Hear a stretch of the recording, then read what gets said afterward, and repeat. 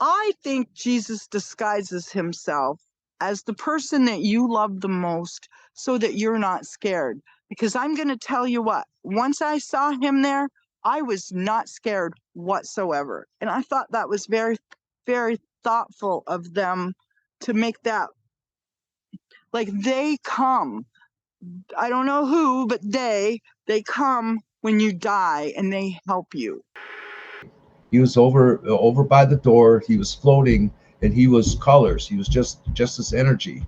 It was just this aura, and then he went into a shape of a human. It was just no details really on the face or anything. It was just like a human shape, and then this face came, and I could see his face, and he said, "I'm here to help you," but he didn't. His lips didn't move, and I heard it, and it's like, okay. I didn't know anyone, but I knew that they were friends or family, or they felt like home. It was like kids peering around the corner and watching and looking. It was like these little figures that were coming around the side of this wall or this opening and giggling and laughing. And they felt like home. That's where I was meant to be. That's where I was. They didn't look like anything in particular, and they certainly felt loving and caring and kind, but there was not the clarity of anything like that. And as I was getting closer, I'm kind of zoning in on these 6 beings that are standing kind of like in an apex. And I'm thinking, I know these people. Like, I didn't know if they were aliens.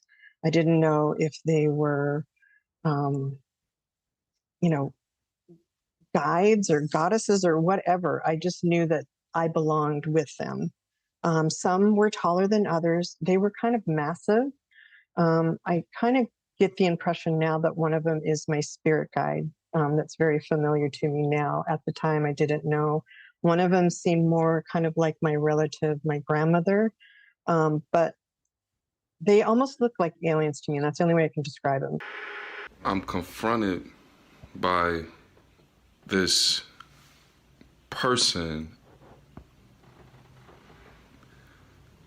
or I should say entity, that this entity had a man's face, and his face had squares of every color skin tone, from black all the way to white, and his neck had squares of elements.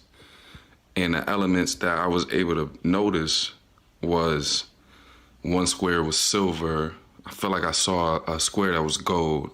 And then I saw a square that looked like the bark of a tree. And from the neck down, his body was made out of like a black, shapeless, formless blob that moved in a way that made me believe or think that he was able to make any shape or image that it wanted to at will with it. And then at the end of the hillside, there was a cabin. And I thought it was odd to see a cabin in the middle of nowhere. And as I'm walking towards this cabin, a chief walked out. Very huge feathers, it was not even the way we see it on TV portrayed in history books. No, it was a very unique outfit. And he walked out, and I remember he just kept staring at me, and his eyes, the one thing I remember the most was his eyes, very intense look, just looking at me quietly. And I remember asking him, like, who are you? And he just stayed quiet. And the only thing he did was extend his hands out. And when he extended his hands out, I noticed he had holes in his hands. And I looked at his hands and I'm like, that looks very familiar. Where have I seen that? And I grew up Catholic, but the fact that at that moment it didn't dawn on me, it was weird that I couldn't figure it out. I was very foggy in the head. And I just remember saying, I feel like I need to trust you. Then a voice told me to sit down on the bench. The voice was my grandfather, who had died a year earlier. And, you know, when your dead grandfather tells you to sit down, you sit. So I sat down on the bench. He sat down next to me and he told me that he was just we were going to have a conversation, and that he was just going to put the information into my head. I wouldn't hear his voice anymore.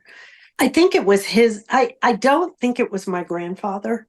I do believe it was God talking to me. I believe that he was using my grandfather's voice so I wouldn't be terrified. I never did turn and look at him. I was afraid to look at him.